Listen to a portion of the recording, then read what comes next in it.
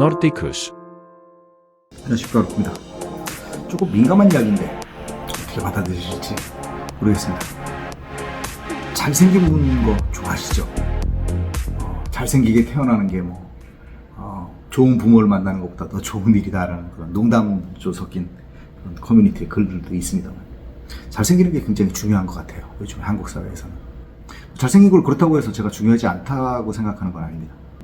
그 휴스턴에서 비행기를 갈아타고서 히드로 공항에 내려서 런던 히드로 공항에서 이제 스톡홀름으로 가는 사스 비행기를 갈아타는 그런 순간이었습니다. 히드로 공항에 스칸디나비아 항공사가 운영하는 터미널 입구는 이렇게 보통 그렇지 않은데 이렇게 유리문으로 이렇게 닫혀 있는데, 이 유리문이 불투명 유리문이에요. 왜 예전에 지금도 그렇습니다만 인천공항에 들어갈 때 이제 사람들이 나오는 문이 이제 열리고 그러면 사람이 나오고 뭐 닫히고 하는 그런 거 있잖아요. 근데 그런 식으로 돼 있는데 그것이 불투명이에요. 그래서 안에 안 들여다보여요. 그리고 그 안에 이제 들어가면 게이트가 이제 하나, 둘, 셋, 네 개, 다섯 개 정도 있는 그런 그 터미널, 아마 터미널 끝에 이제 뭐 삐쭉하게 나온 그런 그 한 부분이 아닐까 싶은데, 그런 형식이었습니다. 게이트 몇 번으로 가라고 해서 그 문이 이제 열려서 이제 우리 가족이 들어섰습니다. 가방 앉아있는 분들이 금발도 거의 없고요. 그 흰 머리를 그 북유럽에서는 플래티넘 블론드라고 합니다. 그 은발 머리라고 그러죠. 10가족, 20가족 정도 이렇게 모여 있는데 몇십 명 정도 됐던 것 같아요. 근데 본인이 다락 열리는 그거와 거의 동시에 한 몇십 개의 눈이 저희 가족을 통해서 딱 이어지는 걸 느꼈죠. 한 2초간의 정적이 딱 흐르다가 이제 고개를 다시 돌리면서 이제 자기네끼리 얘기할 거 얘기하고 먹고 뭐 어쩌고 하는. 근데 해외에서 오래 살다 보면 인종에 대한 그 시선에 대한 느낌을 좀 갖곤 합니다. 그래서 어느 좋은 곳에 갔다든지 아니면은 정말 위험한 지역에 갔다든지 아니면은 그 분위기가 좀 어색하다든지 하는 경우를 겪으면 좀 이렇게 몸으로 센스 되는 게 나타나곤 해요. 근데 그 당시가 그런 경우였다고 볼까요? 그러고 나서 저는 그 사람들이 참 아시아인을 오랜만에 보나 보다, 보지 못했나 보다, 던 시절이었었습니다. 맞습니다. 그러고 나서 우리 모습은 까무잡잡한 피부에, 뭐 캘리포니아에 살았으니까 그랬죠. 까무잡잡한 피부에 까만 머리와 까만 눈동자를 가진 네 사람이 동시에, 애까지 포함해서 나타나니까 그랬죠. 근데 앉고 나서 그 이후에 할머니가 한 분이 다가오시더니 이 꼬마애는 도대체 몇 살이냐고. 그래서 지금 몇 살 됐다고. 자기가 아이들 다 참 좋아하고 손녀도 지금 몇 명이 있고, 그런데 이렇게 이쁜 아이는 지금까지 쳐다본 적이 없다고. 이 머리 한번 만져봐도 되냐고 하면서 머리카락을 마치 이렇게 뭔가 묻는 것 같은 그런 걸로 머리카락도 만져보고, 눈동자가 이렇게 까맣고 피부도 너무 이쁘고 코도 아담하고 하면서 제 딸아이를 이렇게 얘기를 하는데 반반 정도의 느낌이야. 칭찬을 하는 거는 느껴졌는데 그렇게 기분 좋지 않은 경험이었었습니다. 그러고 나서 그 히드로 공항의 경험은 끝났죠. 근데 이 경험이 우리가 나중에 몇 달 후에 이제 스톡홀름으로 이사를 했거든요. 그래서 그러고 나서 이제 스톡홀름으로 이사를 하고 나서 거의 뭐 한 달 정도에 한 번씩은 그런 분을 만나는 것이 아주 일상이 됐었죠. 결론은 그랬었습니다. 정말 호기심입니다. 우리와 생긴 게 전혀 다른데도 좋아하는 사람들이 있습니다. 근데 그게 정말 좋아하는 겁니다. 그게 뭐 밉고 뭐 안 생기고 불쌍해 보이고 해서가 아니라 정말 좋아하는 겁니다. 그런 상황에서는 경험이라고 그러죠. 인종적인 경험. 인종적인 경험이 없었기 때문에 인종차별이라는 게 있을 수 없는 시대였습니다. 그렇기 때문에 인종차별을 생각할 수 있는 단어들 있잖아요. 그 단어를 쓰는 거에 전혀 어색하지가 않은 거죠. 왜냐하면 그런 개념이 전혀 자기 마음속에 없으니까. 그런 경우가 있었죠. 북유럽 사람들은 이쁜가요? 잘생겼나요? 그 사람들 스스로 이쁘다고 생각할까요? 그렇지 않습니다.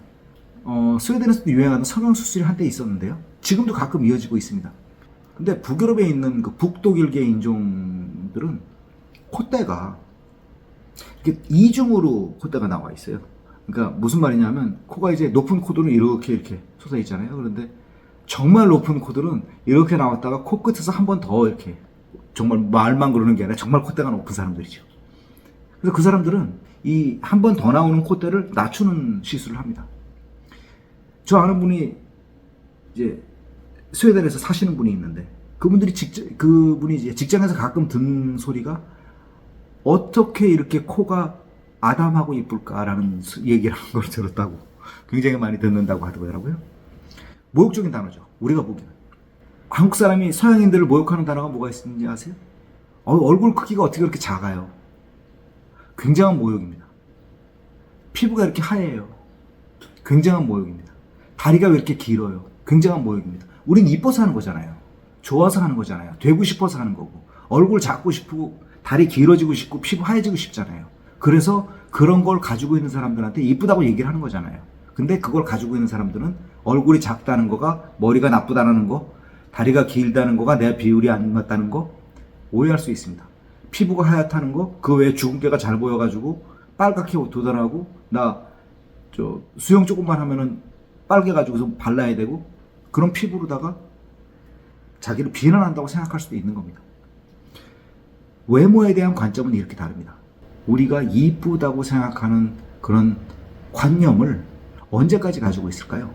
혹시 최근에 방송된 그 한일 가왕전이라는 프로를 보셨는지 모르겠습니다만, 한일 가왕전을 보면서 뭐 일본 노래 오랜만에 들었다, 뭐 노래 잘한다, 뭐 이런 얘기보다도 거기에 있는 일본 사람들이 외모가 굉장히 자연스러웠다라는. 그렇지 않습니다. 일본은. 기억을 하실지, 나이가 좀 연배가 있으신 분들은 기억을 하실지, 또 아니면 어디서 들었을 수도 있지만 70년대 말 80년대 초 미국에 이어서 일본이 전 세계 2위 국가, 또 미국을 넘어서는 1위 국가가 될 날이 멀지 않았다고 일본 사람들 콧대가 정말 높을 시절이었죠. 그 시대 이야기입니다. 논노라는 잡지가 있었는데, 논노라는 잡지에 나오는 뭐 요즘에 그 일본식으로 화장하는 그런 문화가 있잖아요. 근데 물론 다양한 문화가 있었습니다만, 일본이 그 당시에는 논노 문화라는 게 있을 정도로 뭐 어떤 치마, 어떤 화장, 어떤 액세서리, 어떤 핸드백, 그런 유행이 있었죠. 근데 그 유행뿐 아니라 성형의 트렌드도 있었습니다. 그 성형 트렌드, 한 트렌드는 덧니를 일부러 성형을 하는 트렌드도 있었고요. 또 교정은 기본이었고, 그 다음에 눈은 어떻게, 코는 어떻게, 머리 모양은 어떻게, 입술은 어떻게 하는 그런 성형의 트렌드가 있었죠.